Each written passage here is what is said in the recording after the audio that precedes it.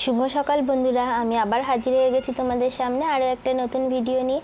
দেখো, গাছগুলোকে এত জল দিই, কিন্তু জল দিয়েও না গাছগুলো কেমন মরা মরা মতন হয়ে গেছে।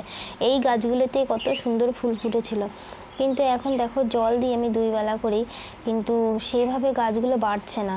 গোবর সারের মধ্যেই লাগিয়েছি গাছগুলোর পাতা কেমন হলুদ হয়ে যাচ্ছে, 2টো গাছ মরেও গেছে। এই গাছগুলোতে খুব সুন্দর ফুল হয়, ছোট ছোট বিভিন্ন কালারের ফুল হয়। আমি 4টে কালার নিয়ে এসেছিলাম, হলুদ, একটা লাল, সাদা, এরকম 4টে কালার নিয়ে এসেছি। আর এই গাছটা না আমার খুব শখের গাছ। এই গাছটার ফুলগুলো খুব সুন্দর দেখতে হয়। গাছটাতে বলেছিল যে খুব অল্প পরিমাণে জল দিতে, খুব যত্ন করে রাখতে। সেভাবেই রাখি, কিন্তু তবুও দেখি পাতাগুলো হলুদ হয়ে যাচ্ছে।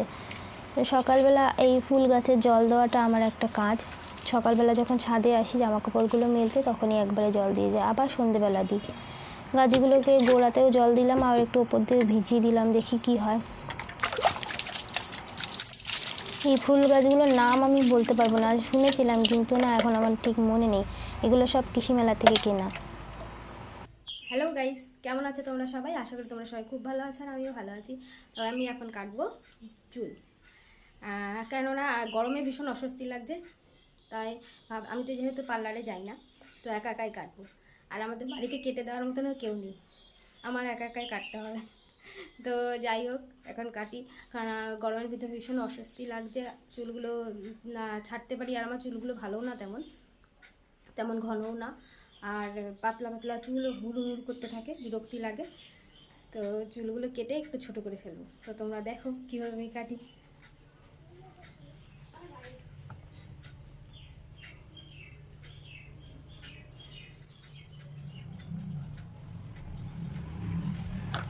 আমার চুলগুলো কিন্তু এমনিতেও যে খুব একটা বড় তা না, আমি মাঝে মাঝেই কেটে ফেলি, আমার একটু বিরক্ত লাগে।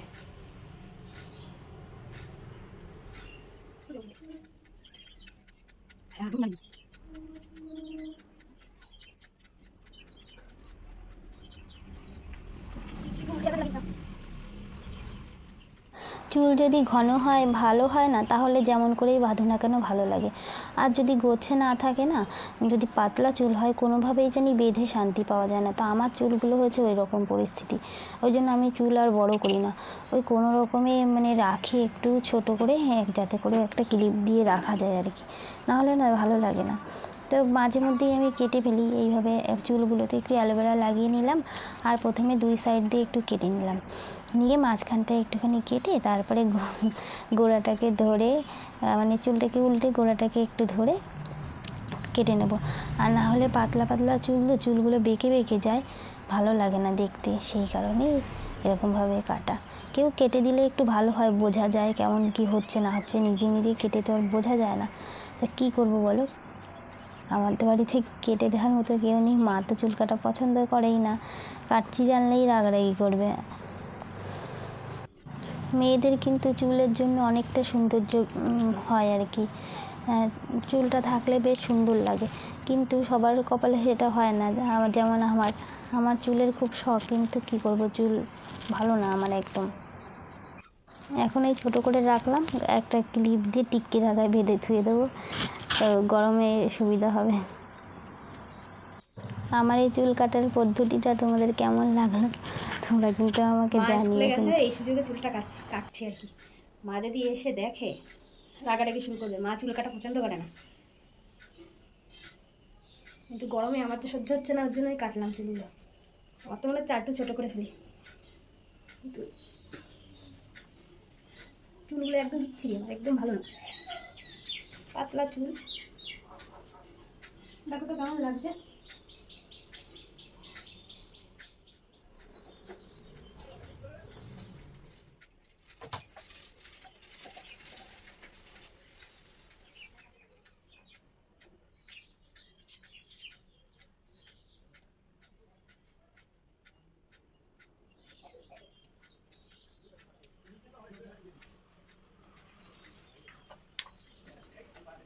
ভাবতেও পারছি না চুলগুলো এত ছোটো হয়েছে, বেরিয়ে আসে।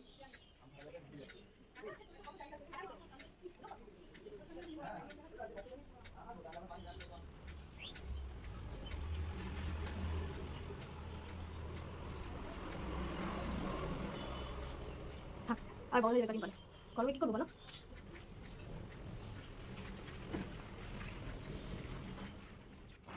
আগেই চুলটা কেটে নিয়েছি, না হলে মা এসে যদি দেখে আবার রাগারাগি করবে, কাটতে দেবে কি দেবে না তার ঠিক নেই। ওই জন্য আগে চুলটা কেটে নিয়েছি, এবার রান্নাটা বসিয়েছি। এখানে কী করছি বলো তো, এখানে এটা তোমরা কি বলো জানি না, এটাকে আমরা বলি ডয়া কলা, মানে বীজ থাকে যে কলাগুলোর মধ্যে না, সেই কলা। সেই কলাগুলোকে আগে একটুখানি গরম জলে সামান্য একটুখানি সেদ্ধ করে নিয়েছি আর কি, ভাপিয়ে নিয়েছি সামান্য হলুদ দিয়ে, যাতে কলার কষটা চলে যায়। ওটা করব নিরামিষভাবে, সর্ষে বেটে নিয়েছি, সর্ষে বাটা দিয়ে করব। আর এগুলো হচ্ছে কুমড়ো পাতা, কুমড়ো পাতাগুলো দিয়ে একটু বাটা করব আর কিছুটা দিয়ে একটু বড়া করব। ওই জন্য ভালো করে বেছে নিচ্ছি পাতাগুলো বেছে না নিলে না পাতার মধ্যে ছোটো ছোটো সবুজ সবুজ একদম ছোটো ছোটো পোকা থাকে, সেই জন্য। এখন বাবা স্কুল থেকে চলে আসবে একটু পরেই, আর মাও বাড়িতে চলে আসবে, সেই কারণে আমি তাড়াতাড়ি করে রান্নাটা সেরে নিচ্ছি, যাতে সবাই মিলে একসাথে ভাতটা খেতে পারি। আর এখানে দেখো সবার খাওয়া দাওয়া হয়ে গেছে।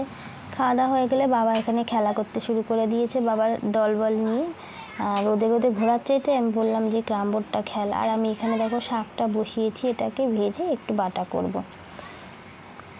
তারপরে দেখো এটা আবার একটুখানি পরের, মানে 11:30টার সময় আবার এই বাচ্চা মেয়েটা পড়তে আসে।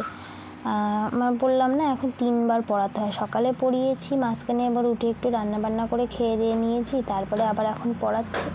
আবার স্নান করে উঠে পুজো টুজো দিয়ে সেরে আবার মানে রেস্ট নেব কি নেব না, আবার বিকেলবেলা পড়াতে শুরু করতে হবে।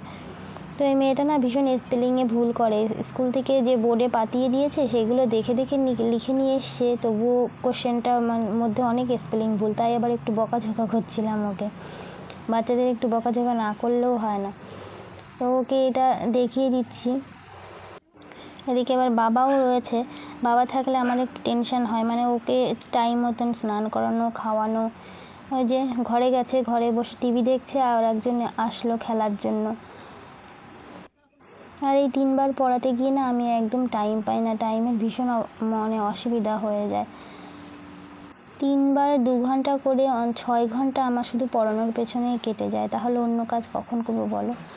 আর দেখো পড়িয়ে উঠেছি, আর এইখানে আগে বাবাকে স্নান করিয়ে নিচ্ছি, ওর একটু পড়া বাকি আছে, ভাবলাম যে আগে ওকে স্নানটা করিয়ে দিয়ে তারপরে ওকে আগে একটু পড়তে বসিয়ে নেব, পড়া বাকি আছে তো ওর।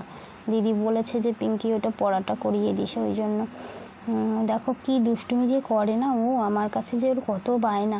ওকে একটু গাটা ডলে দিচ্ছি রুমালটা দিয়ে, আমি গা ডলা যে খোসাগুলো হয় ওটা দিয়ে ওকে ডলি না, ছোটো মানুষ তো, ওই জন্য একটা রুমাল দিয়ে একটুখানি আমার ফেস ওয়াশ দিয়ে ওর গাটা একটু ডলে দিই, ছোটো মানুষ খেলা করে তো গায়ে ঘামের গন্ধ টন্ধ হয়, সেই জন্য।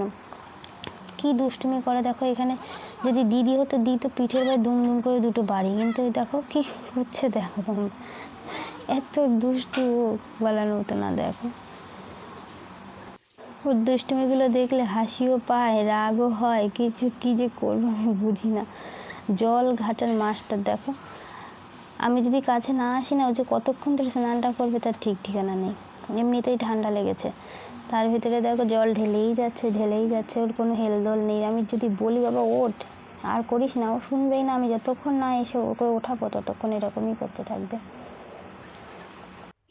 25শে বৈশাখের জন্য ওদের স্কুল থেকে একটা কবিতা রেডি করতে বলেছে, মানে অনলাইনে আর কি ওটা পাঠাবে কবিতাটা, সেই কবিতাটা মুখস্থ করাবো, তার জন্য ভাবলাম যে আগে ওকে স্নান করিয়ে নিই তারপরে ওই কবিতাটা নিয়ে বসাবো ওকে, ওটা মুখস্থ করাতেই হবে।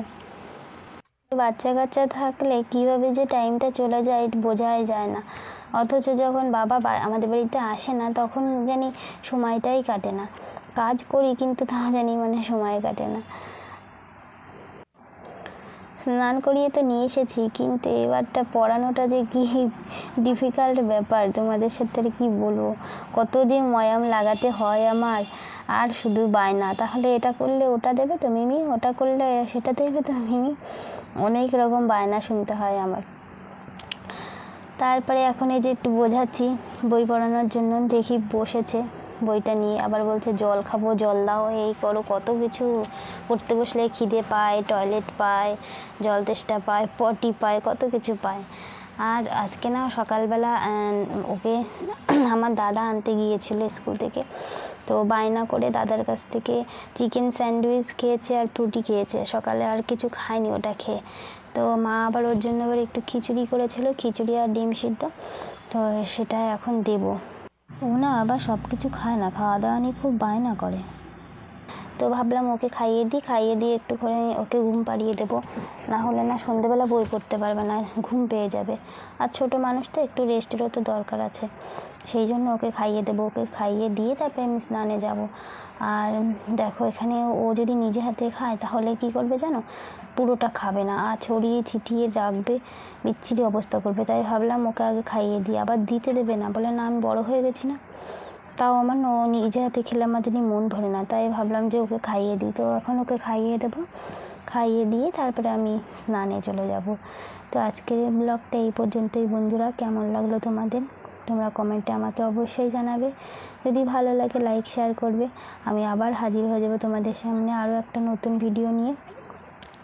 ভালো থেকো, সুস্থ থেকো, আর আমার পাশে থেকে আমায় একটু সাহায্য করো। এখন ওকে খাইয়ে দেবো, খাইয়ে দিয়ে আজকের ব্লগটা শেষ করব। আজকের মতো এই পর্যন্ত, বাই বাই।